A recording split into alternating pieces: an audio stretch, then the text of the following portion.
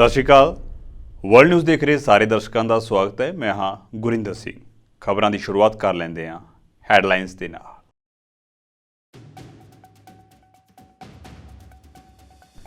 ਸੰਯੁਕਤ ਰਾਸ਼ਟਰ ਟੀਮ ਨੇ ਗਾਜ਼ਾ ਦੇ ਅਲ ਸ਼ਿਫਾ ਹਸਪਤਾਲ ਨੂੰ ਐਲਾਨਿਆ ਡੈਥ ਜ਼ੋਨ। 32 ਨਵਜਨਮੇ ਬੱਚਿਆਂ ਸਮੇਤ 291 ਮਰੀਜ਼ਾਂ ਦੀ ਹਾਲਤ ਬੇहद ਗੰਭੀਰ।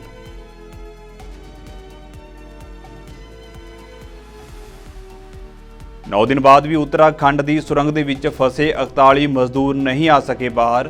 राहत कार्य दिनों दिन हो रहा है मुश्किल।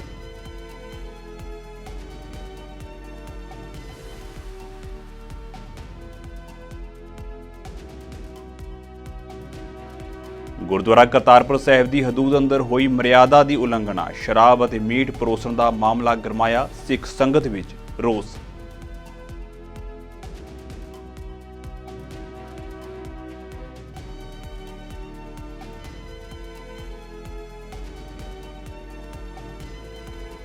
ब्रिटिश MP तनमनजीत सिंह ढेसी नूं मिली जानो मारन की धमकी। इजराइल गाजा जंग संबंधी मते उत्ते वोटिंग ना करन तो बाद शुरू होया धमकियां दा दौर।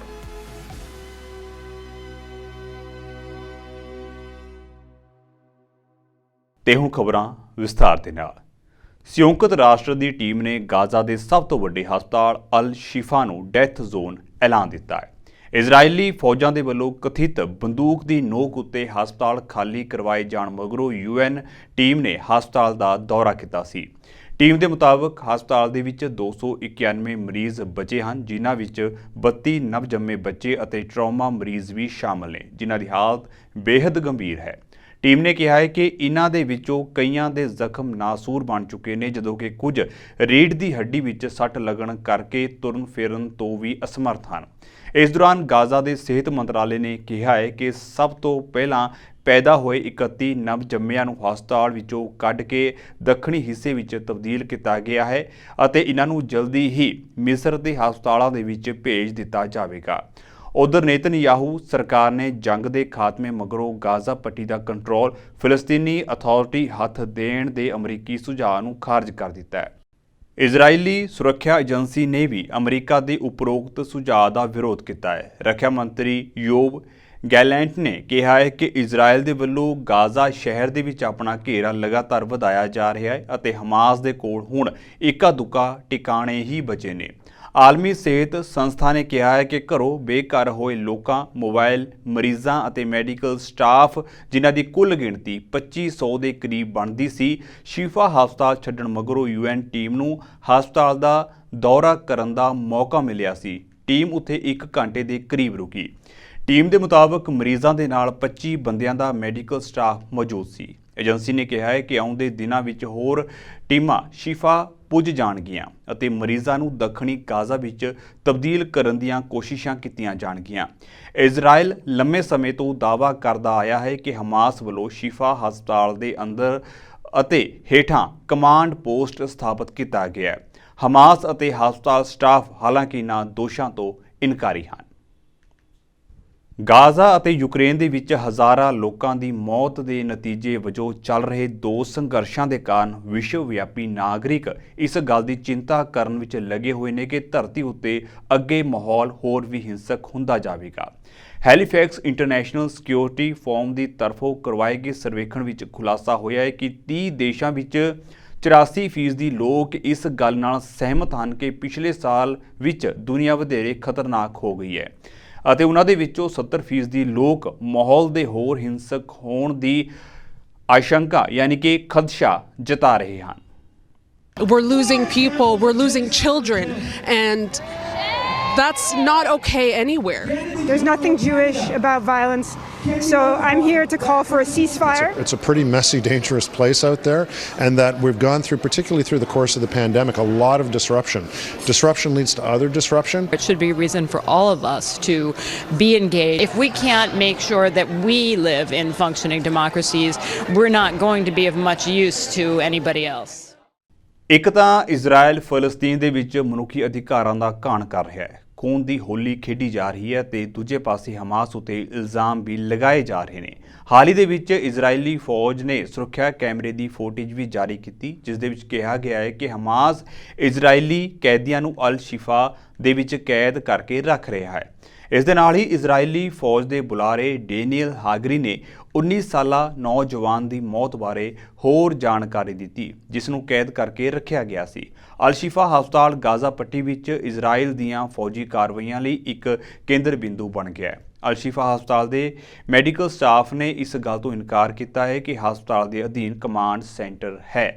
19-year-old IDF corporal Noah Marziano was taken hostage by Hamas terrorists during the massacre of October 7th. Noah was taken into Gaza alive. She was held hostage by Hamas in Gaza City next to the Shifa hospital. During ongoing combat in the vicinity of where she was held captive, Noah Hamas captor was killed and Noah was injured. I repeat, she was only injured. An independent pathological report has determined Noah's injuries were not life-threatening. I repeat, Noah's injuries were not life-threatening. What happened to Noah? The world should ask what happened to Noah. According to the intelligence we have in our hand, a concrete intelligence, Hamas terrorists took Noah into Shifa Hospital, where she was murdered quickly. Hamas murdered Noah inside Shifa Hospital. This is 7th of October, 10:55 a.m. The evidence I will share was sent by Israel to diplomatic channels to the countries of those civilians. Here you can see Hamas taking a hostage inside the vicinity. He even doesn't look need a treatment, but they're taking him inside the hospital. I will now share this video that shows the same hostage entering into the hospital with a gunman, terrorist, inside the hospital. This is the main entrance of the hospital. This is at 10:55 a.m. British ਪ੍ਰਧਾਨ ਮੰਤਰੀ ਰਿਸ਼ੀ ਸੁਨਕ ਦੀ ਰਿਹਾਇਸ਼ 10 Downing street ਦੇ ਸਾਹਮਣੇ London ਦੇ ਵਿੱਚ ਸੈਂਕੜੇ ਲੋਕ rally ਕਰਨ ਲਈ ਇਕੱਠੇ ਹੋਏ। ਯਹੂਦੀ ਵਿਰੋਧੀਵਾਦ ਨੂੰ ਖਤਮ ਕਰਨ ਅਤੇ ਇਜ਼ਰਾਈਲੀ ਕੈਦੀਆਂ ਦੀ ਸੁਰੱਖਿਅਤ ਵਾਪਸੀ ਦੀ ਮੰਗ ਨੂੰ ਲੈ ਕੇ ਇਹ ਵਿਰੋਧ ਪ੍ਰਦਰਸ਼ਨ ਕੀਤਾ ਗਿਆ। ਇਸ ਪ੍ਰਦਰਸ਼ਨ ਦੇ ਵਿੱਚ ਇਜ਼ਰਾਈਲੀ ਕੈਦੀਆਂ ਦੇ ਰਿਸ਼ਤੇਦਾਰ ਅਤੇ ਮਾਪੇ ਵੀ ਸ਼ਾਮਲ ਹੋਏ। There's just a big hole in all our hearts that won't be filled until she comes home again. I'm lucky enough to have enjoyed paradise for 30 years until it all came crashing down. Now we don't have a home. My daughter Natalie was in Australia just doing a long trip, and she rang me up and said, Dad, I'm coming home. I said, don't come home. Try and carry on. There is no home. There is nothing left to come home to, except me, of course. We have no idea what the future is. We're refugees in our own country. I live in a hotel with the rest of my kibbutz. We have no idea what any plans are. What we're going to do. If we'll ever go back to Kibbutz Be'eri, if it'll ever be safe enough to go back to Be'eri,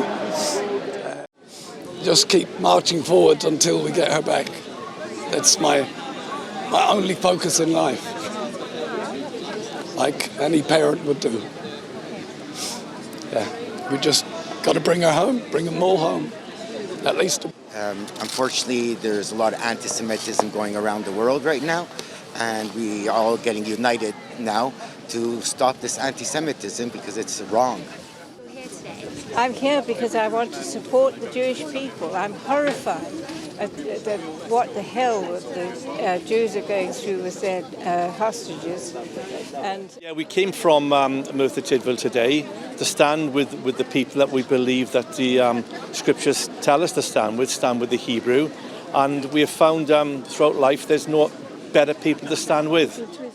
ਜਿਵੇਂ-ਜਿਵੇਂ Gaza ਦੇ ਵਿੱਚ ਮਰਨ ਵਾਲਿਆਂ ਦੀ ਗਿਣਤੀ ਵਧ ਰਹੀ ਹੈ, ਉਵੇਂ-ਉਵੇਂ ਵਿਸ਼ਵ ਪੱਧਰ ਉੱਤੇ ਇਜ਼ਰਾਈਲ ਗਾਜ਼ਾ ਸੰਘਰਸ਼ ਲਈ ਜੰਗਬੰਦੀ ਦੀ ਮੰਗ ਵੀ ਤੇਜ਼ ਹੁੰਦੀ ਜਾ ਰਹੀ ਹੈ। ਲਗਾਤਾਰ ਫਲਸਤੀਨ ਦੇ ਹੱਕ ਦੇ ਵਿੱਚ ਪ੍ਰਦਰਸ਼ਨ ਵੀ ਹੋਣ ਲੱਗੇ ਨੇ ਅਤੇ ਆਮ ਲੋਕ ਫ੍ਰੀ ਫਲਸਤੀਨ ਦੇ ਬੈਨਰ ਹੇਠ ਸੜਕਾਂ ਉੱਤੇ ਉਤਰੇ ਨੇ। ਵੱਖ-ਵੱਖ ਦੇਸ਼ਾਂ ਦੇ ਵਿੱਚ ਇਹ ਮੰਗ ਪੁਰਜ਼ੋਰ ਹੋ ਰਹੀ ਹੈ। ਕੈਨੇਡਾ ਦੇ ਵਿੱਚ ਫਲਸਤੀਨ ਪੱਖੀ ਪ੍ਰਦਰਸ਼ਨ ਕੀਤੇ ਜਾ ਰਹੇ ਨੇ, ਜਿਸ ਕਰਕੇ ਪ੍ਰਧਾਨ ਮੰਤਰੀ ਜਸਟਿਨ ਟਰੂਡੋ ਉੱਤੇ ਜੰਗਬੰਦੀ ਦੀ ਮੰਗ ਕਰਨ ਲਈ ਦਬਾਅ ਵਧਦਾ ਜਾ ਰਿਹਾ ਹੈ। Why this happening? Why hospitals being bombed? I have colleagues who died. I have doctors who cry every day because they couldn't deal with the stress they have. You don't have to be a hero to denounce killing of women and kids. Every single decent human being should be doing that. We are asking the Prime Minister for more. Ceasefire now! Ceasefire now! Both prime ministers actually meant to say the same thing. The point is really that we understand that those who are innocent should stay out of harm's way. UK ਦੇ slow ਤੋਂ ਸਿੱਖ ਸੰਸਦ member ਸਰਦਾਰ ਤਰਨਮਨਜੀਤ ਸਿੰਘ ਢੇਸੀ ਨੂੰ ਸੰਸਦ ਵਿੱਚ Gaza Israel ਜੰਗ ਸੰਬੰਧੀ Scottish national party ਵੱਲੋਂ ਲਿਆਂਦੇ ਮਤੇ ਉੱਤੇ ਵੋਟ ਨਾ ਪਾਉਣ ਤੋਂ ਬਾਅਦ ਜਾਨੋਂ ਮਾਰਨ ਦੀ ਧਮਕੀ ਮਿਲੀ ਹੈ। ਢੇਸੀ ਨੇ ਸਕਾਟਿਸ਼ ਨੈਸ਼ਨਲ ਪਾਰਟੀ ਵੱਲੋਂ ਇਜ਼ਰਾਈਲ ਹਮਾਸ ਜੰਗਬੰਦੀ ਕਰਨ ਦੀ ਮੰਗ ਕਰਦੇ ਹੋਏ ਪੇਸ਼ ਕੀਤੇ ਗਏ ਮਤੇ ਉੱਤੇ ਵੋਟ ਪਾਉਣ ਤੋਂ ਪਰਹੇਜ਼ ਕੀਤਾ। ਅਹਿੰਸਾ ਉੱਤੇ ਦੁਵੱਲੇ ਹੱਲ ਲਈ ਸਥਾਈ ਸ਼ਾਂਤੀ ਵੱਲ ਕਦਮ ਚੁੱਕਣ ਲਈ ਲੇਬਰ ਪਾਰਟੀ ਵੱਲੋਂ ਪੇਸ਼ ਕੀਤੇ ਗਏ ਮਤੇ ਲਈ ਵੋਟ ਪਾਈ ਗਈ ਸੀ। ਲੇਬਰ ਨੇਤਾ ਸਰ ਕੀਰ ਸਟਾਰਮਰ ਨੇ ਆਪਣੇ ਸੰਸਦਾਂ ਨੂੰ ਸਕਾਟਿਸ਼ ਨੈਸ਼ਨਲ ਪਾਰਟੀ ਮਤੇ ਉੱਤੇ ਪਰਹੇਜ਼ ਕਰਨ ਲਈ ਕਿਹਾ ਸੀ, ਜਦਕਿ ਉਸ ਦੇ 8 ਫਰੰਟ ਬੈਂਚਰਾਂ ਨੇ ਇਸ ਦੇ ਲਈ ਵੋਟ ਪਾਉਣ ਲਈ ਅਸਤੀਫਾ ਦਿੱਤਾ ਸੀ। ਢੇਸੀ ਨੂੰ SNP ਮੋਸ਼ਨ ਉੱਤੇ ਗੈਰ ਹਾਜ਼ਰ ਰਹਿਣ ਕਾਰਨ ਦੁਰਵਿਵਹਾਰ ਅਤੇ ਜਾਨੋਂ ਮਾਰਨ ਦੀਆਂ ਧਮਕੀਆਂ ਮਿਲ ਰਹੀਆਂ ਨੇ। ਜਾਣਕਾਰੀ ਮੁਤਾਬਕ ਇਸ ਮਾਮਲੇ ਵਿੱਚ ਇੱਕ ਵਿਅਕਤੀ ਨੂੰ ਗ੍ਰਿਫਤਾਰ ਕੀਤਾ ਜਾ ਚੁੱਕਿਆ ਹੈ। ਇਸ ਮਾਮਲੇ ਬਾਰੇ ਤਰਨਮਨਜੀਤ ਸਿੰਘ ਢੇਸੀ ਨੇ ਆਖਿਆ ਹੈ ਕਿ ਮੈਂ ਇਨਸਾਨ ਹੋਣ ਦੇ ਨਾਤੇ ਤੁਹਾਨੂੰ ਦੱਸਦਾ ਹਾਂ ਕਿ ਅਸੀਂ ਅਕਸਰ ਗੇਟ ਬ੍ਰੈਕਸਿਟ ਡਨ ਅਤੇ ਟੇਕ ਬੈਕ ਕੰਟਰੋਲ ਵਰਗੇ ਨਾਅਰਿਆਂ ਅਤੇ ਆਵਾਜ਼ਾਂ ਉੱਤੇ ਫਿਕਸ ਹੋ ਜਾਂਦੇ ਹਾਂ। ਵਾਸਤਵ ਦੇ ਵਿੱਚ ਬੇਸ਼ੱਕ ਹੱਲ ਬਹੁਤ ਜ਼ਿਆਦਾ ਗੁੰਝਲਦਾਰ ਹਨ। ਗਾਜ਼ਾ ਸੰਕਟ ਸੰਬੰਧੀ ਮੈਂ ਪ੍ਰਵਾਨ ਕਰਦਾ ਹਾਂ ਕਿ ਲੋਕ ਜੰਗਬੰਦੀ ਸ਼ਬਦ ਉੱਤੇ ਕੇਂਦਰਿਤ ਹੋ ਗਏ ਨੇ ਅਤੇ ਬਹੁਤ ਸਾਰੇ ਮੰਨਦੇ ਨੇ ਕਿ ਇਸ ਨੂੰ ਪ੍ਰਾਪਤ ਕਰਨ ਲਈ ਉਸ ਰਾਤ ਸਿਰਫ ਇੱਕ ਵੋਟ CSNP ਸੋਧ, ਜੋ ਕਿ ਇੱਕ ਹਫ਼ਤੇ ਤੋਂ ਵੱਧ ਸਮੇਂ ਤੋਂ ਆਨਲਾਈਨ ਵਿਆਪਕ ਤੌਰ ਉੱਤੇ ਪ੍ਰਸਾਰਿਤ ਕੀਤੀ ਗਈ ਸੀ। ਅਸਲ ਦੇ ਵਿੱਚ ਕਈ ਸੋਧਾਂ ਸਨ ਜਿਨ੍ਹਾਂ ਨੂੰ ਕੰਜ਼ਰਵੇਟਿਵ ਸਰਕਾਰ ਵੱਲੋਂ ਰੱਦ ਕਰ ਦਿੱਤਾ ਗਿਆ ਸੀ। ਆਪਣੇ ਆਪ ਨੂੰ ਵਿਸ਼ਵ ਗੁਰੂ ਅਖਵਾਉਣ ਵਾਲੇ ਭਾਰਤ ਦੇ ਵਿੱਚ ਜੇਕਰ ਗੱਲ ਕਰੀਏ ਤਾਂ ਉੱਤਰਾਖੰਡ ਦੀ ਸੁਰੰਗ ਦੇ ਵਿੱਚ ਫਸੇ 41 ਮਜ਼ਦੂਰਾਂ ਨੂੰ ਹੁਣ 9 ਦਿਨ ਤੋਂ ਵੱਧ ਸਮਾਂ ਹੋ ਚੁੱਕਿਆ ਹੈ ਅਤੇ ਅਜੇ ਤੱਕ ਇਹਨਾਂ ਨੂੰ ਬਾਹਰ ਨਹੀਂ ਕੱਢਿਆ ਜਾ ਸਕਿਆ। 13 ਨਵੰਬਰ ਤੋਂ ਬਚਾਅ ਕਾਰਜ ਜਾਰੀ ਨੇ, ਜੋ ਕਿ ਅਜੇ ਤੱਕ ਸਿਰੇ ਨਹੀਂ ਚੜ ਸਕੇ। ਹੁਣ ਇਸ ਬਚਾਅ ਅਭਿਆਨ ਦੇ ਵਿੱਚ ਬਾਰਡਰ ਰੋਡਸ ਆਰਗੇਨਾਈਜੇਸ਼ਨ ਅਤੇ ਭਾਰਤੀ ਫੌਜ ਦਾ ਨਿਰਮਾਣ ਵਿੰਗ ਵੀ ਸਹਾਇਤਾ ਕਰ ਰਿਹਾ ਹੈ। ਬਚਾਅ ਟੀਮਾਂ ਹੁਣ ਮਜ਼ਦੂਰਾਂ ਨੂੰ ਭੋਜਨ ਅਤੇ ਹੋਰ ਸਹੂਲਤਾਂ ਪ੍ਰਦਾਨ ਕਰਨ ਲਈ 4 ਇੰਚ ਦੀ ਬਜਾਏ 6 ਇੰਚ ਦੀਆਂ ਪਾਈਪਾਂ ਵਿਛਾ ਰਹੀਆਂ ਨੇ। ਇਹ ਬਚਾਅ ਕਾਰਜ ਸੁਖਾਲਾ ਹੋਣ ਦੀ ਬਜਾਏ ਹੋਰ ਵੀ ਮੁਸ਼ਕਲ ਹੁੰਦਾ ਜਾ ਰਿਹਾ ਹੈ। ਇੰਟਰਨੈਸ਼ਨਲ ਟਨਲਿੰਗ ਅੰਡਰਗਰਾਉਂਡ ਸਪੇਸ ਐਸੋਸੀਏਸ਼ਨ ਦੇ ਪ੍ਰਧਾਨ ਅਰਨੋਲਡ ਡਿਕਸ ਨੇ ਭਰੋਸਾ ਦਿਵਾਇਆ ਕਿ ਫਸੇ ਲੋਕਾਂ ਨੂੰ ਬਚਾ ਲਿਆ ਜਾਵੇਗਾ। ਮਜ਼ਦੂਰਾਂ ਦੇ ਪਰਿਵਾਰਕ ਮੈਂਬਰਾਂ ਨੂੰ 9 ਦਿਨਾਂ ਤੋਂ ਇੰਤਜ਼ਾਰ ਹੈ ਅਤੇ ਦਿਲਾਸੇ ਤੋਂ ਇਲਾਵਾ ਹੋਰ ਕੁਝ ਵੀ ਨਹੀਂ ਮਿਲ ਰਿਹਾ। ਵਿਸ਼ਵ ਪੱਧਰ ਉੱਤੇ ਵੱਡੀਆਂ ਡਿੰਗਾਂ ਮਾਰਨ ਵਾਲੀ ਅਤੇ ਅਖੌਤੀ ਵਿਕਾਸ ਕਰਨ ਵਾਲੀ ਮੋਦੀ ਸਰਕਾਰ ਟਨਲ ਅੰਦਰ ਫਸੇ ਮਜ਼ਦੂਰਾਂ ਦੀ ਜਾਨ ਬਚਾਉਣ ਦੇ ਵਿੱਚ ਬਿਲਕੁਲ ਅਸਮਰਥ ਜਾਪ ਰਹੀ ਹੈ। ਹਾਲਾਂਕਿ ਇਹ ਭਾਰਤ ਵਿੱਚ ਕੋਈ ਪਹਿਲਾ ਮਾਮਲਾ ਨਹੀਂ ਹੈ, ਪਰ ਭਾਰਤ ਦੀਆਂ ਬੋਰਵੈਲ ਜਾਂ ਟਨਲਾਂ ਅੰਦਰ ਫਸੇ ਲੋਕ ਜਿਉਂਦੇ ਘੱਟ ਅਤੇ ਮਰੇ ਹੋਏ ਬਾਹਰ ਜ਼ਿਆਦਾ ਨਿਕਲਦੇ ਨੇ। All of our members all around the world are supporting here. I'm supporting here. We're going to get those men out. What I've seen, seriously, what I've seen, there are great works being done. This is going to happen, and look, we're on it, and that's what we're here, and there's a whole team of us here, and we're going to find the solution, and we're going to get them out. And what's your observation, sir? You visited just inside of tunnel. Yeah, even since yesterday, a lot of work has been done. And it's really important that not only are the men rescued, but also the men that are rescuing are safe. And you are going to top height of tunnel, sir? Yeah, going there now to have a look. Yeah. So how many members along with you? So we have, oh gosh, I can't even estimate. We've got people, the whole world is assisting. You are discussing with the government of India? Yes, the whole world is helping, and the team here are fantastic, absolutely fantastic. The real experts on this geology here are here. They're here in the Himalayas. Rescue operation will be start from? I can't comment on the rescue operation. All I can tell you is the plans are looking fantastic. So what is the situation inside of tunnel? The tunnel's good. Yeah, tunnel's good. The work's going on, and it's very systematic. The men are all doing a fantastic job. I've seen where the food and the medication and the air and everything is being put through. The men who are doing that are safe. Everything's okay. And what's your opinion about vertical drilling from the top height of tunnel? We're going to have a look. Pakistan ਸਥਿਤ ਗੁਰਦੁਆਰਾ ਕਰਤਾਰਪੁਰ ਸਾਹਿਬ ਦੀ ਹਦੂਦ ਵਿੱਚ ਬੀਤੀ ਰਾਤ ਇੱਕ party ਹੋਈ ਅਤੇ ਇਸ party ਦੇ ਵਿੱਚ ਸ਼ਰਾਬ ਅਤੇ ਮੀਟ ਪਰੋਸਣ ਦਾ ਮਾਮਲਾ ਹੁਣ ਕਾਫੀ ਵਿਵਾਦਾਂ ਵਿੱਚ ਘਿਰ ਚੁੱਕਿਆ ਹੈ। ਇਹ ਪਾਰਟੀ ਗੁਰਦੁਆਰਾ ਸਾਹਿਬ ਦੀ ਦਰਸ਼ਨੀ ਡਿਊਟੀ ਤੋਂ ਤਕਰੀਬਨ 15 ਤੋਂ 20 ਫੁੱਟ ਦੀ ਦੂਰੀ ਉੱਤੇ ਕੀਤੀ ਗਈ ਸੀ। ਇਸ ਘਟਨਾ ਕਾਰਨ ਇਸ ਵਿਸ਼ਵ ਪ੍ਰਸਿੱਧ ਧਾਰਮਿਕ ਸਥਾਨ ਦੇ ਕਾਰਜਕਾਰੀ ਅਧਿਕਾਰੀ ਮੁਹੰਮਦ ਅਬੂ ਬਕਰ ਆਫਤਾਬ ਕੁਰੈਸ਼ੀ ਵੀ ਵਿਵਾਦਾਂ ਵਿੱਚ ਘਿਰ ਚੁੱਕਿਆ ਹੈ। ਸੂਤਰਾਂ ਮੁਤਾਬਕ ਇਹ ਪਾਰਟੀ 18 ਨਵੰਬਰ ਰਾਤ ਨੂੰ ਸ਼ੁਰੂ ਹੋਈ ਅਤੇ ਦੇਰ ਰਾਤ ਤੱਕ ਜਾਰੀ ਰਹੀ। ਪਾਰਟੀ ਦੇ ਵਿੱਚ ਪਾਕਿਸਤਾਨ ਦੇ ਨਾਰੋਵਾਲ ਦੇ ਜ਼ਿਲ੍ਹਾ ਕੁਲੈਕਟਰ ਮੁਹੰਮਦ ਸ਼ਾਹਰੂਖ ਸਮੇਤ ਸੀਨੀਅਰ ਪੁਲਿਸ ਅਧਿਕਾਰੀਆਂ ਸਮੇਤ 100 ਤੋਂ ਵੱਧ ਅਹਿਮ ਲੋਕ ਸ਼ਾਮਲ ਹੋਏ। ਜ਼ਿਲ੍ਹਾ ਮੈਜਿਸਟ੍ਰੇਟ ਨਾਰੋਵਾਲ ਸਮੇਤ ਕੁਝ ਅਧਿਕਾਰੀਆਂ ਨੇ ਸ਼ਰਾਬ ਪੀਤੀ ਅਤੇ ਉਹ ਨੱਚਦੇ ਨਜ਼ਰ ਆਏ। ਇਸ ਸੰਬੰਧੀ ਗੁਰਦੁਆਰਾ ਸ੍ਰੀ ਕਰਤਾਰਪੁਰ ਸਾਹਿਬ ਜੀ ਦੇ ਪ੍ਰਬੰਧਕਾਂ ਅਤੇ ਪਾਕਿਸਤਾਨ ਗੁਰਦੁਆਰਾ ਪ੍ਰਬੰਧਕ ਕਮੇਟੀ ਮੈਂਬਰਾਂ ਦੇ ਵਿੱਚ ਗੁੱਸਾ ਹੈ ਅਤੇ ਉਹਨਾਂ ਨੇ ਪਾਕਿਸਤਾਨ ਦੇ ਕਾਰਜਕਾਰੀ ਪ੍ਰਧਾਨ ਮੰਤਰੀ ਨੂੰ ਮਿਲ ਕੇ ਇਸ ਸੰਬੰਧੀ ਸ਼ਿਕਾਇਤ ਕਰਨ ਦੀ ਗੱਲ ਵੀ ਆਖੀ। ਇਸ ਮੰਦਭਾਗੀ ਘਟਨਾ ਉੱਤੇ ਐਸਜੀਪੀਸੀ ਦੇ ਮੈਂਬਰ ਭਾਈ ਗੁਰਚਰਨ ਸਿੰਘ ਗਰੇਵਾਲ ਨੇ ਵੀ ਸਖਤ ਨਿੰਦਿਆ ਕੀਤੀ। ਇਸ ਤੋਂ ਇਲਾਵਾ ਇਸ ਮੁੱਦੇ ਉੱਤੇ ਭਾਜਪਾ ਦੇ ਆਗੂ ਮਨਜਿੰਦਰ ਸਿੰਘ ਸਿਰਸਾ ਨੇ ਵੀ ਪਾਕਿਸਤਾਨ ਦੇ ਵਿੱਚ ਹੋਈ ਇਸ ਘਟਨਾ ਦੀ ਸਖਤ ਸ਼ਬਦਾਂ ਵਿੱਚ ਨਿਖੇਧੀ ਕੀਤੀ ਹੈ। ਇੱਕ ਦੋ ਦਿਨ ਤੋਂ ਇੱਕ ਖਬਰ ਚਰਚਾ ਵਿੱਚ ਹੈ ਕਿ ਪਾਕਿਸਤਾਨ ਦੇ ਅੰਦਰ ਗੁਰਦੁਆਰਾ ਕਰਤਾਰਪੁਰ ਸਾਹਿਬ ਦੇ ਬਿਲਕੁਲ ਨੇੜੇ ਤੇ ਇਹ ਵੀ ਜਾਣਕਾਰੀ ਮਿਲੀ ਹੈ ਕਿ ਗੁਰਦੁਆਰਾ ਸਾਹਿਬ ਦੇ ਪ੍ਰਬੰਧਾਂ ਅਧੀਨ ਆਉਂਦੇ ਹੀ ਜਿਹੜੇ ਆ ਪ੍ਰਿੰਸਿਸ ਦੇ ਵਿੱਚ ਇੱਕ ਪਾਰਟੀ ਕੀਤੀ ਗਈ ਹੈ, ਜਿਸ ਪਾਰਟੀ ਦੇ ਵਿੱਚ ਸ਼ਰਾਬ ਦਾ ਤੇ ਹੋਰ ਜਿਹੜਾ ਮਾਸ ਮੀਟ ਦਾ ਜਿਹੜਾ ਉੱਥੇ ਪਰੋਸਿਆ ਜਾ ਰਿਹਾ ਤੇ ਉੱਥੇ ਨਾਚ ਗਾਣਾ ਹੋ ਰਿਹਾ। ਇਸ ਦੇ ਵਿੱਚ ਸਾਡੇ ਬੜੇ ਸਤਿਕਾਰਯੋਗ ਗ੍ਰੰਥੀ ਸਿੰਘ ਉਹ ਵੀ ਹਾਜ਼ਰ ਨੇ ਤੇ ਜਿਹੜੇ ਇਹ ਗੁਰਦੁਆਰਿਆਂ ਦੇ ਪ੍ਰਬੰਧਾਂ ਦੇ ਵਿੱਚ ਪਾਕਿਸਤਾਨ ਵੱਲੋਂ ਪਿਛਲੇ ਸਮੇਂ ਨੁਮਾਇੰਦਗੀ ਕਰਨ ਵਾਲੇ ਲੋਕ ਵੀ ਇਸ ਪ੍ਰੋਗਰਾਮ ਦੇ ਵਿੱਚ ਸ਼ਾਮਲ ਨੇ।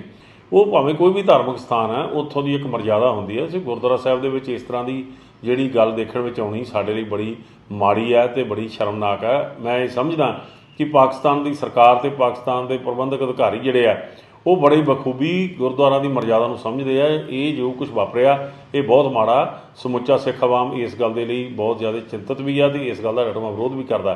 साथ ही में आपको मैं ये भी बताना चाहता हूँ, अभी जो घटना सामने आई है गुरुद्वारा करतारपुर साहब की, नारोवाल के अंदर जो गुरुद्वारा करतारपुर साहब का प्रबंध संभालने वाली कमेटी है, उनके जो अफसरान थे, वहाँ के लोकल डिप्टी कमिश्नर, वहाँ के local DSP deputy commissioner police जो हैं, इन लोगों ने गुरुद्वारा कॉम्प्लेक्स के अंदर नाच गान कराया, शराब का सेवन किया, मीट मुर्गा मांस का सेवन किया।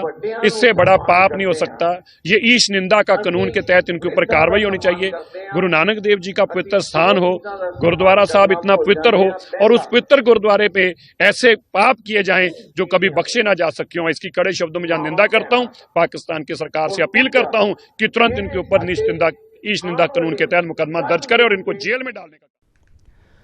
ਨਵੰਬਰ ਦੇ ਵਿੱਚ ਜ਼ਹਿਰੀਲੇ ਧੂਏ ਅਤੇ ਹਵਾ ਪ੍ਰਦੂਸ਼ਣ ਦੇ ਗੰਭੀਰ ਪੱਧਰਾਂ ਦਾ ਸਾਹਮਣਾ ਕਰਨ ਤੋਂ ਬਾਅਦ ਬੀਤੇ ਦਿਨ ਨਵੀਂ ਦਿੱਲੀ ਦੀ ਹਵਾ ਦੀ ਗੁਣਵੱਤਾ ਵਿੱਚ ਕੁਝ ਸੁਧਾਰ ਦੇਖਿਆ ਗਿਆ। ਹਾਲਾਂਕਿ ਮਾਹਰ ਚੇਤਾਵਨੀ ਦਿੰਦੇ ਨੇ ਕਿ ਭਾਰਤ ਵਿੱਚ ਹਵਾ ਦੀ ਗੁਣਵੱਤਾ ਲਈ ਆਉਣ ਵਾਲੇ ਦਿਨ ਚੰਗੇ ਨਹੀਂ ਹੋਣਗੇ।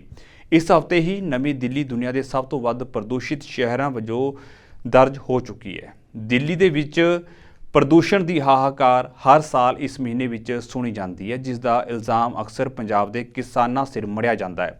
ਖੈਰ, ਦਿੱਲੀ ਵਿੱਚ ਪ੍ਰਦੂਸ਼ਣ ਤੋਂ ਕੁਝ ਰਾਹਤ ਮਿਲਣ ਤੋਂ ਬਾਅਦ ਦਿੱਲੀ ਵਾਸੀ ਵੀ ਸੁੱਖ ਦਾ ਸਾਹ ਲੈ ਰਹੇ ਹਨ। भागते हुए आंखों में जलन भी होगी और शॉर्टेज ऑफ ब्रेथ भी होती है कई बार। जब हम हैंड मूवमेंट करते हैं तो हमें बिल्कुल फील होता है कि हाँ प्रॉपर यहाँ पे कंजेशन फील हो रहा है, और जब हम भागते हैं तो हमें लगता है कि ये यार this pollution level is very very high. हाँ सर, बढ़ तो रहा है सर, इसमें थोड़ा सांस उस लेने में दिक्कत भी हो रही है सर, आँखों में खुजलाहट भी हो रही है सर। अब इस ओर तो सरकार को कुछ ध्यान देना चाहिए सर, पता नहीं सरकार क्या कर रही है। तो आगे जो परिस्थिति होने वाली है उसमें ये बहुत खराब श्रेणी में ही रहेगा, ऐसा सरकारी संस्थाओं के द्वारा फोरकास्ट दिया गया है। बहुत खराब श्रेणी का मतलब ये है कि एयर क्वालिटी बहुत अच्छी नहीं हो रही है, खतरनाक श्रेणी से। इसमें भी दुष्प्रभाव सेहत के ऊपर होंगे। और जब हम भागते हैं तो हमें लगता है कि ये यार this pollution level is very very high. हाँ सर, बढ़ तो रहा है सर, इसमें थोड़ा सांस उस लेने में दिक्कत भी हो रही है सर, आँखों में खुजलाहट भी हो रही है सर। अब इस ओर तो सरकार को कुछ ध्यान देना चाहिए सर, पता नहीं सरकार क्या कर रही है। तो आगे जो परिस्थिति होने वाली है उसमें ये बहुत खराब श्रेणी में ही रहेगा, ऐसा सरकारी संस्थाओं के द्वारा फोरकास्ट दिया गया है। बहुत खराब श्रेणी का मतलब ये है कि एयर क्वालिटी बहुत अच्छी नहीं हो रही है, खतरनाक श्रेणी से। इसमें भी दुष्प्रभाव सेहत के ऊपर होंगे। ਸੰਯੁਕਤ ਅਰਬ ਅਮੀਰਾਤ ਦੇ ਕੁਝ ਹਿੱਸਿਆਂ ਵਿੱਚ ਭਾਰੀ ਮੀਂਹ ਅਤੇ ਗਰਜ ਨਾਲ ਤੂਫਾਨ ਆਉਣ ਤੋਂ ਬਾਅਦ ਦੁਬਈ ਦੀਆਂ ਸੜਕਾਂ ਉੱਤੇ ਪਾਣੀ ਭਰ ਗਿਆ ਅਤੇ ਹੜ੍ਹ ਆ ਗਿਆ। ਭਾਰੀ ਮੀਂਹ ਤੋਂ ਬਾਅਦ ਵਸਨੀਕਾਂ ਨੂੰ ਸਮੁੰਦਰੀ ਤੱਟਾਂ ਤੋਂ ਦੂਰ ਰਹਿਣ ਅਤੇ ਘਰਾਂ ਦੇ ਅੰਦਰ ਹੀ ਰਹਿਣ ਦੀ ਸਲਾਹ ਦਿੱਤੀ ਗਈ, ਕਿਉਂਕਿ ਆਵਾਜਾਈ ਅਤੇ ਉਡਾਣ ਸੰਚਾਲਨ ਵੀ ਪ੍ਰਭਾਵਿਤ ਹੋਏ ਨੇ। ਪੂਰੀ ਦੁਬਈ ਦੇ ਲੋਕਾਂ ਨੇ ਸੋਸ਼ਲ ਮੀਡੀਆ ਉੱਤੇ ਭਾਰੀ ਮੀਂਹ ਦੇ ਵਿਜ਼ੂਅਲ ਸਾਂਝੇ ਕੀਤੇ। ਸ਼ੇਅਰ ਕੀਤੇ ਗਏ ਵੀਡੀਓਜ਼ ਦੇ ਵਿੱਚ ਇੱਕ ਵਿਅਕਤੀ ਨੂੰ ਹੜ੍ਹ ਵਾਲੀ ਸੜਕ ਉੱਤੇ ਇੱਕ ਛੋਟੀ ਕਿਸ਼ਤੀ ਨੂੰ ਚਲਾਉਂਦੇ ਹੋਏ ਦੇਖਿਆ ਗਿਆ, ਜਦੋਂ ਕਿ ਹੋਰ ਵੀਡੀਓਜ਼ ਦੇ ਵਿੱਚ ਪਾਣੀ ਨਾਲ ਭਰੀਆਂ ਸੜਕਾਂ ਵਿਖਾਈਆਂ ਗਈਆਂ। ਅਧਿਕਾਰੀਆਂ ਨੇ ਲੋਕਾਂ ਨੂੰ ਸਮੁੰਦਰੀ ਤੱਟਾਂ ਅਤੇ ਹੜ੍ਹਾਂ ਦੀ ਸੰਭਾਵਨਾ ਵਾਲੇ ਖੇਤਰ ਤੋਂ ਦੂਰ ਰਹਿਣ ਅਤੇ ਡਰਾਈਵਿੰਗ ਕਰਦੇ ਸਮੇਂ ਸਾਵਧਾਨੀ ਵਰਤਣ ਲਈ ਸੁਚੇਤ ਕੀਤਾ। UAE ਦੀ ਮੌਸਮ ਏਜੰਸੀ ਨੇ ਪੀਲੇ ਅਤੇ ਸੰਤਰੀ ਅਲਰਟ ਜਾਰੀ ਕੀਤਾ ਹੈ। ਦੁਬਈ ਨਗਰ ਪਾਲਿਕਾ ਨੇ ਬਰਸਾਤੀ ਪਾਣੀ ਦੇ ਨਿਕਾਸ ਲਈ ਇੱਕ ਤਿਆਰੀ ਯੋਜਨਾ ਨੂੰ ਸਰਗਰਮ ਕਰ ਦਿੱਤਾ ਹੈ, ਕਿਉਂਕਿ UAE ਦੇ ਵਿੱਚ ਵਧੇਰੇ ਮੀਂਹ ਪੈਣ ਦਾ ਖਦਸ਼ਾ ਹੈ। ਭਾਰੀ ਮੀਂਹ ਤੋਂ ਬਾਅਦ ਵਿਗੜਦੇ ਹਾਲਾਤਾਂ ਕਾਰਨ ਦੁਬਈ ਪੁਲਿਸ ਵੱਲੋਂ ਸਵੇਰੇ 6:30 ਵਜੇ ਲੋਕਾਂ ਨੂੰ ਅਲਰਟ ਜਾਰੀ ਕੀਤਾ ਗਿਆ ਸੀ। ਲੋਕਾਂ ਨੂੰ ਬੀਚਾਂ ਅਤੇ ਹੜ੍ਹ ਸੰਭਾਵਿਤ ਖੇਤਰਾਂ ਤੋਂ ਦੂਰ ਰਹਿਣ ਦੀ ਸਲਾਹ ਦਿੱਤੀ ਗਈ। ਨਾਲ ਹੀ ਡਰਾਈਵਰਾਂ ਨੂੰ ਵੀ ਸਾਵਧਾਨ ਰਹਿਣ ਦੀ ਅਪੀਲ ਕੀਤੀ ਗਈ। ਦੂਜੇ ਪਾਸੇ ਦੁਬਈ ਪੁਲਿਸ ਭਾਰੀ ਮੀਂਹ ਤੋਂ ਬਾਅਦ ਪੈਦਾ ਹੋਈ ਸਥਿਤੀ ਨੂੰ ਕਾਬੂ ਕਰਨ ਅਤੇ ਸੜਕਾਂ ਉੱਤੇ ਆਵਾਜਾਈ ਨੂੰ ਸੁਚਾਰੂ ਬਣਾਉਣ ਲਈ ਪੂਰੀ ਚੌਕਸੀ ਵਿਖਾ ਰਹੀ ਹੈ। ਇਸ ਤੋਂ ਇਲਾਵਾ ਦੁਬਈ ਨਗਰ ਪਾਲਿਕਾ ਵੀ ਪੂਰੇ ਸ਼ਹਿਰ ਦੀਆਂ ਸੜਕਾਂ ਅਤੇ ਗਲੀਆਂ ਵਿੱਚ ਜਮ੍ਹਾਂ ਹੋਏ ਬਰਸਾਤੀ ਪਾਣੀ ਨੂੰ ਕੱਢਣ ਵਿੱਚ ਲੱਗੀ ਹੋਈ ਹੈ। ਪ੍ਰਾਈਵੇਟ ਸੈਕਟਰ ਨੂੰ ਬੇਨਤੀ ਕੀਤੀ ਗਈ ਸੀ ਕਿ ਉਹ ਲੋਕਾਂ ਨੂੰ ਕੰਮ ਉੱਤੇ ਲਿਆਉਣ ਲਈ ਨਰਮ ਪਹੁੰਚ ਅਪਣਾਉਣ। ਸੰਭਾਵਿਤ ਭਾਰੀ ਮੀਂਹ ਤੋਂ ਪਹਿਲਾਂ ਸ਼ੁੱਕਰਵਾਰ ਨੂੰ ਤੇਜ਼ੀ ਨਾਲ ਕੰਮ ਕਰਨ ਦੀ ਇਜਾਜ਼ਤ ਦੇਣ ਲਈ ਬੇਨਤੀ ਕੀਤੀ ਗਈ ਸੀ।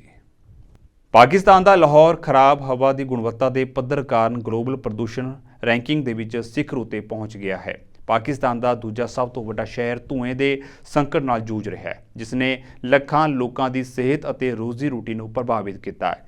Swiss air quality technology company ਮੁਤਾਬਕ ਲਾਹੌਰ ਦੀ ਹਵਾ ਦੀ ਗੁਣਵੱਤਾ ਦੁਨੀਆ ਵਿੱਚ ਸਭ ਤੋਂ ਖਰਾਬ ਹੈ। 에ਅਰ ਕੁਆਲਿਟੀ ਇੰਡੈਕਸ ਖਤਰਨਾਕ 470 ਉੱਤੇ ਪਹੁੰਚ ਗਿਆ ਹੈ। ਕਰਾਚੀ ਵਿੱਚ ਇਹ 204 ਹੈ। ਧੁੰਦ ਕਾਰਨ ਸ਼ਹਿਰ ਦੇ ਵਿੱਚ ਵਿਜ਼ੀਬਿਲਿਟੀ ਘਟ ਗਈ ਹੈ ਅਤੇ ਜਹਾਜ਼ਾਂ ਨੂੰ ਉਡਾਣ ਭਰਨ ਦੇ ਵਿੱਚ ਮੁਸ਼ਕਲ ਦਾ ਸਾਹਮਣਾ ਕਰਨਾ ਪੈ ਰਿਹਾ ਹੈ। ਲਾਹੌਰ ਦੇ ਵਸਨੀਕ ਸਾਹ ਦੀ ਸਮੱਸਿਆ, ਅੱਖਾਂ ਦੇ ਵਿੱਚ ਜਲਣ ਅਤੇ ਚਮੜੀ ਦੇ ਰੋਗਾਂ ਦੀ ਸ਼ਿਕਾਇਤ ਕਰ ਰਹੇ ਨੇ। ਕੁਝ ਲੋਕ ਜ਼ਹਿਰੀਲੇ ਧੂਏ ਤੋਂ ਬਚਣ ਲਈ ਸ਼ਹਿਰ ਛੱਡ ਕੇ ਵੀ ਚਲੇ ਗਏ ਨੇ। ਪੰਜਾਬ ਦੀ ਕਾਰਜਕਾਰੀ ਸਰਕਾਰ ਨੇ ਧੂਏ ਨੂੰ ਘੱਟ ਕਰਨ ਦੇ ਉਪਾਵਾਂ ਦੇ ਤਹਿਤ ਸੂਬੇ ਦੇ ਸਾਰੇ ਵਿਦਿਅਕ ਅਦਾਰੇ ਅਤੇ ਸਰਕਾਰੀ ਅਤੇ ਹੋਰ ਨਿੱਜੀ ਦਫ਼ਤਰਾਂ ਨੂੰ ਬੰਦ ਰੱਖਣ ਦਾ ਹੁਕਮ ਸੁਣਾਇਆ ਹੈ। ਲਾਹੌਰ ਦੇ ਵਿੱਚ ਡਾਕਟਰਾਂ ਨੇ ਲੋਕਾਂ ਨੂੰ ਫੇਸ ਮਾਸਕ ਪਹਿਨਣ ਅਤੇ ਘਰ ਦੇ ਵਿੱਚ ਰਹਿਣ ਦੀ ਸਲਾਹ ਦਿੱਤੀ ਹੈ। ਲਾਹੌਰ ਦੇ ਵਿੱਚ ਬਿਮਾਰ ਮਰੀਜ਼ਾਂ ਨੂੰ ਖੰਘ ਅਤੇ ਸਾਹ ਲੈਣ ਵਿੱਚ ਮੁਸ਼ਕਲ ਦਾ ਸਾਹਮਣਾ ਕਰਨਾ ਪੈ ਰਿਹਾ ਹੈ। ਤੁਹਾਨੂੰ ਦੱਸ ਦਈਏ ਕਿ ਲਾਹੌਰ ਲਗਾਤਾਰ ਦੂਜੀ ਵਾਰ ਦੁਨੀਆ ਦੇ ਸਭ ਤੋਂ ਪ੍ਰਦੂਸ਼ਿਤ ਸ਼ਹਿਰਾਂ ਦੀ ਸੂਚੀ ਵਿੱਚ ਪਹਿਲੇ ਸਥਾਨ ਉੱਤੇ ਹੈ। ਰਿਪੋਰਟ ਦੇ ਮੁਤਾਬਕ ਲਾਹੌਰ ਦੇ ਇੱਕ ਹਸਪਤਾਲ ਦੇ ਡਾਕਟਰ ਸਲਮਾਨ ਕਾਜ਼ਮੀ ਨੇ ਕਿਹਾ ਕਿ ਸਾਹ ਦੀਆਂ ਬਿਮਾਰੀਆਂ, ਅੱਖਾਂ ਦੀ ਲਾਗ ਅਤੇ ਚਮੜੀ ਦੀਆਂ ਬਿਮਾਰੀਆਂ ਲਈ ਹਸਪਤਾਲਾਂ ਵਿੱਚ ਜਾਣ ਤੋਂ ਬਚਣ ਲਈ ਮਾਸਕ ਪਹਿਨੋ ਅਤੇ ਘਰ ਦੇ ਵਿੱਚ ਰਹੋ। ਇਸ ਤੋਂ ਪਹਿਲਾਂ ਪੱਤਰਕਾਰਾਂ ਦੇ ਨਾਲ ਗੱਲਬਾਤ ਕਰਦਿਆਂ ਪੰਜਾਬ ਦੇ ਕਾਰਜਕਾਰੀ ਮੁੱਖ ਮੰਤਰੀ ਮੋਹਸਿਨ ਨਕਵੀ ਨੇ ਕਿਹਾ ਹੈ ਕਿ ਲਾਹੌਰ, ਗੁਜਰਾਂਵਾਲਾ ਅਤੇ ਹਾਫਿਜ਼ਾਬਾਦ ਵਿੱਚ 4 ਦਿਨ ਦੀ ਛੁੱਟੀ ਰਹੇਗੀ ਤਾਂ ਜੋ ਪ੍ਰਦੂਸ਼ਣ ਦੇ ਪ੍ਰਭਾਵ ਨੂੰ ਘੱਟ ਕੀਤਾ ਜਾ ਸਕੇ। ਨਕਵੀ ਨੇ ਕਿਹਾ ਹੈ ਕਿ ਇਨ੍ਹਾਂ ਤਿੰਨਾਂ ਡਿਵੀਜ਼ਨਾਂ ਦੇ ਵਿੱਚ ਵਾਤਾਵਰਣ ਅਤੇ ਸਿਹਤ ਐਮਰਜੈਂਸੀ ਲਗਾਈ ਗਈ ਹੈ। ਇਸ ਦੌਰਾਨ ਵਿਦਿਅਕ ਅਦਾਰੇ, ਸਰਕਾਰੀ ਅਤੇ ਨਿੱਜੀ ਦਫ਼ਤਰ, ਸਿਨੇਮੇ ਘਰ, ਪਾਰਕ ਅਤੇ ਜਿਮ ਬੰਦ ਰਹਿਣਗੇ। ਜਾਂਦਿਆਂ ਦੀ ਇੱਕ ਵਾਰ ਫਿਰ ਤੋਂ ਨਜ਼ਰ ਮਾਰ ਲੈਂਦੇ ਹਾਂ ਹੈਡਲਾਈਨਸ ਉੱਤੇ। ਸੰਯੁਕਤ ਰਾਸ਼ਟਰ ਟੀਮ ਨੇ ਗਾਜ਼ਾ ਦੇ ਅਲ ਸ਼ਿਫਾ ਹਸਪਤਾਲ ਨੂੰ ਐਲਾਨਿਆ ਡੈਥ ਜ਼ੋਨ। 32 ਨਵਜਨਮੇ ਬੱਚਿਆਂ ਸਮੇਤ 291 ਮਰੀਜ਼ਾਂ ਦੀ ਹਾਲਤ ਬੇहद ਗੰਭੀਰ।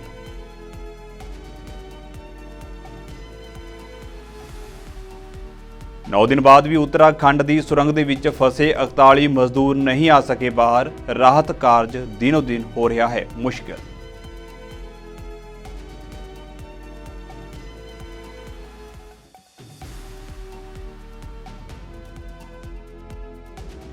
गुरुद्वारा करतारपुर साहिब की हदूद अंदर हुई मर्यादा की उलंघना। शराब और मीट परोसन का मामला गरमाया। सिख संगत विच रोस।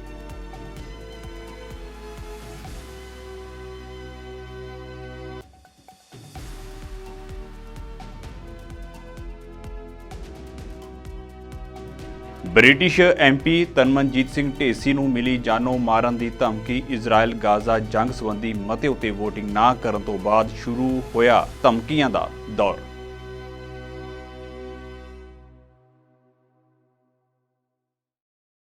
सो फिलहाल दे लई वर्ल्ड न्यूज़ दे विच इन्ना ही। ते हुण मैनूं इजाजत दिओ। धन्नवाद।